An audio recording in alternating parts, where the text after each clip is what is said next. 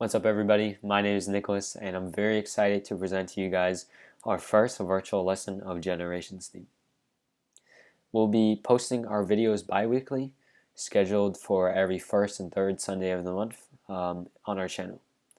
And we hope to see everybody in the spring, but that will depend how the city handles the reopening and if we'll gain access to our facilities again. So in today's lesson, we'll be creating paper airplanes and studying how flight works, as well as the forces that act on them during flight. Nobody ever imagined that we would be able to get into the air. But when inventors and engineers first designed a flight machine, they used paper airplanes to test flight and the different forces that acted on their airplanes.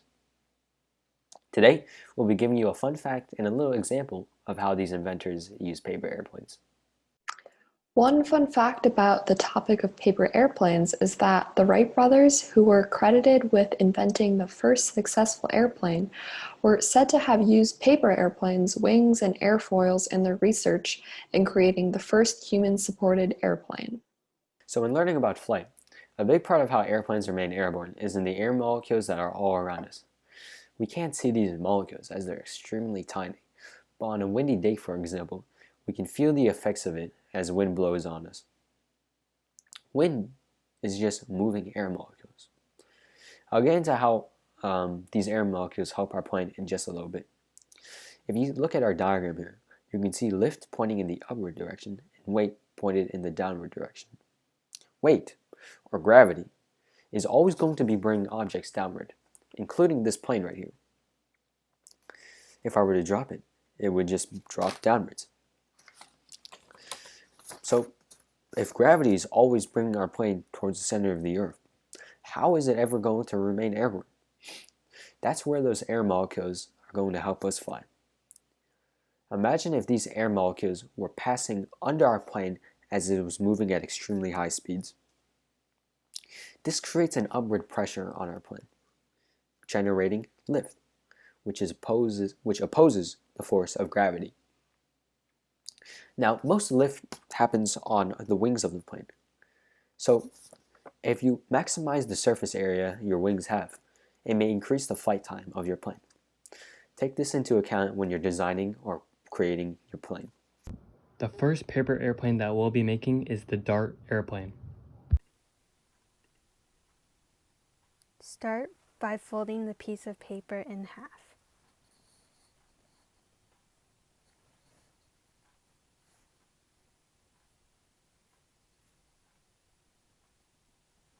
Make a crease in the center.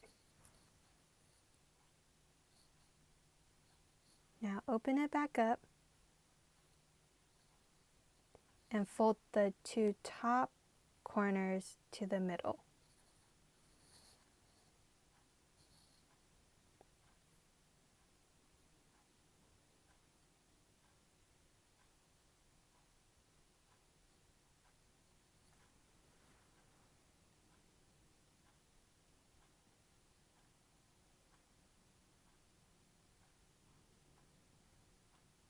Fold the new corners to the middle.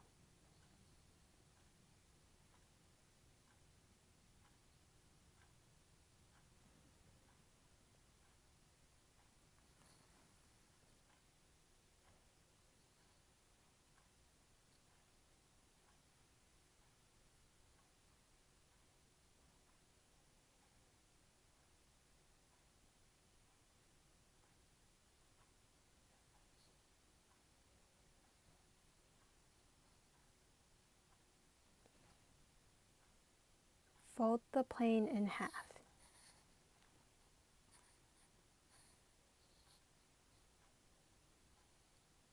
Try to keep the point as pointy as possible.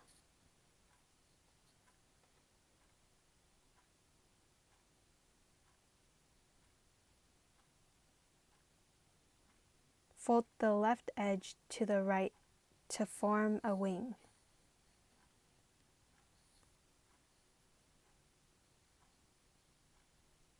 Flip it over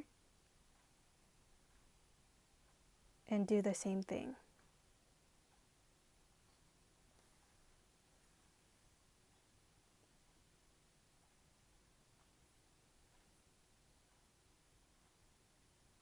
Make sure it aligns with the other wing. Now unfold the wings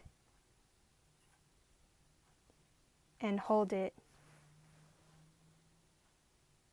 from the bottom. And that's it. The second paper airplane that we'll be making is the Nakamura Airplane.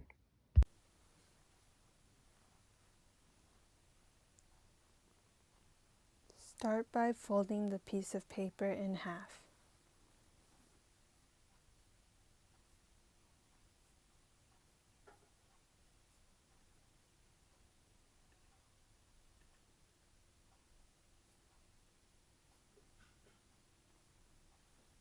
Unfold the piece of paper, and with the two top corners, fold them to the middle, forming a triangle with a very pointy tip.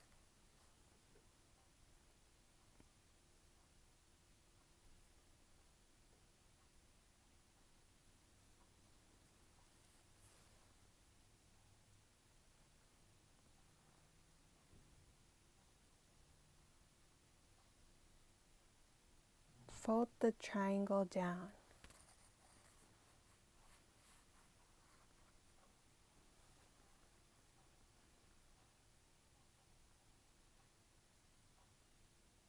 Fold the two top corners to the middle, but this time, instead of making a pointy tip, we're going to make a flat tip.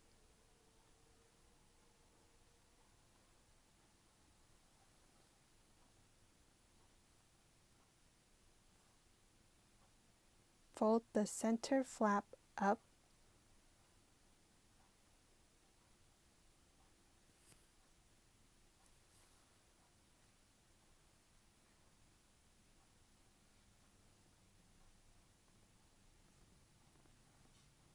and fold your paper plane in half so that one side of the plane matches with the other side of the plane.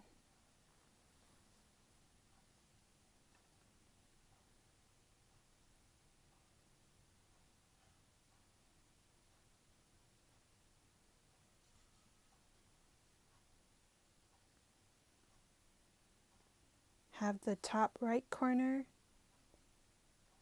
match with the other corner. This will form one of our paper airplane's wings.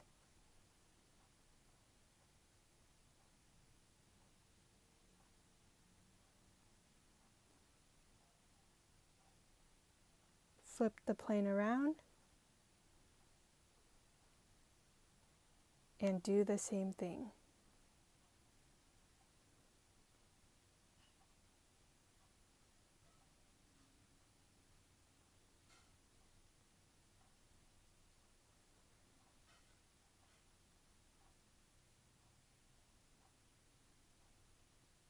Open the wings up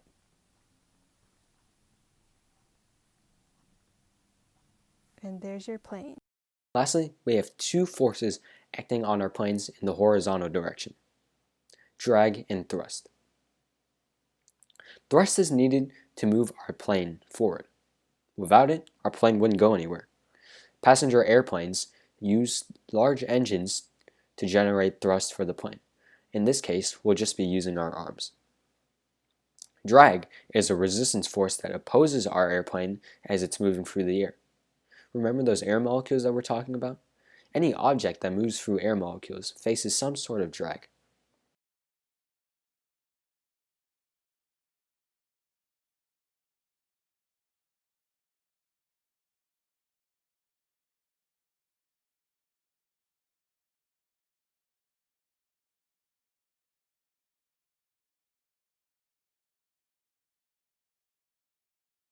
Thank you so much for being engaged and watching our very first video on paper airplanes.